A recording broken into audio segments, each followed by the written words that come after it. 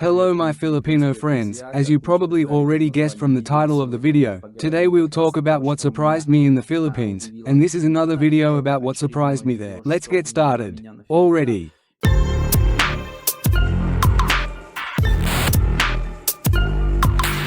I think I already mentioned this in passing in some video, but now I want to talk a little more in detail. It's probably more related to Filipino cuisine. Look, when my Filipino girlfriend and I go out to lunch somewhere, let's say we go to a Filipino restaurant, or some Filipino cafe, maybe. And there was often a moment when my Filipino girlfriend asked the waiter, like before ordering, "This dish is designed for how many people? Good for how many people?" Clarification. That is, I was surprised by this at first. Why her? Why does she ask? In my country it's not like that, a little. I'll give you an example. Well, here, for example, when you look at the menu and see some dish, it is already designed for one person, right? And the price is per person. I mean in my country. Yes, I'm not talking about any pizza now. It's clear that pizza is by default for many people, although someone manages to eat it alone. I'm talking about some traditional food, and these dishes are mostly designed for one person here.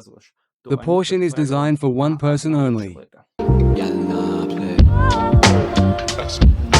And here's an example for you. If I order soup in my country and then they bring me a regular standard bowl of soup. Well, such a standard bowl of soup for one person only. And in the Philippines I ordered sinigang soup and they brought me a whole pot, and I thought that was all for me or something. I'm shocked. Wait a minute, guys. There must have been some mistake with my order, guys. Weird. But it turned out that it was all for me, but I can't eat that much. Who will eat all this? Do I have to take all this with me? That's right. So, I didn't know what to do with this whole pot of sinigang soup, and then I suddenly realized why my Filipino girlfriend asking. And this applies not only to soups but also to other dishes, probably because Filipinos like to eat, mostly in large groups, not alone. I rarely saw a Filipino eat alone, and one plate in total. Filipinos like to gather in large groups and eat by ordering such voluminous dishes. I had a similar experience with a Caesar salad in Manila, when I ordered a Caesar salad and thought they would serve me a small plate of salad for one person. Something like this, for me alone, just for me alone. And the funny thing was that even when I was ordering, I told my Filipino girlfriend, let's order two, one for you and one for me, if you're going to have a Caesar salad or something else. But she told me that we need to find out how many people this portion of Caesar salad is intended for. And I keep in mind by default that, probably, like in my country, one dish is served per person. So, and I live in the northwest of Russia. We ended up ordering one plate of Caesar salad, and they brought us such a huge plate that I thought the two of us wouldn't be able to eat it. And I started thinking about where we would put everything that was left.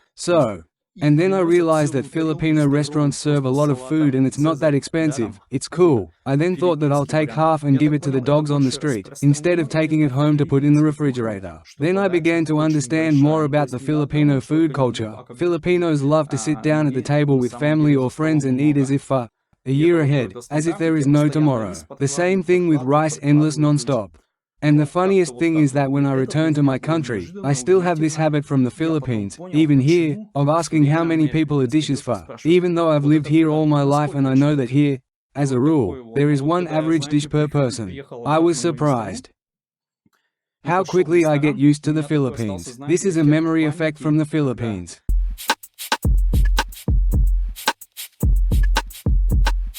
I'm heading to the Philippines again soon. This time I'll be staying in Baguio City.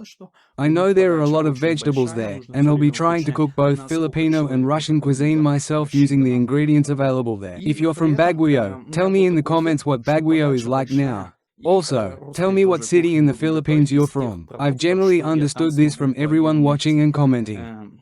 So, subscribe, friends, let's see what happens.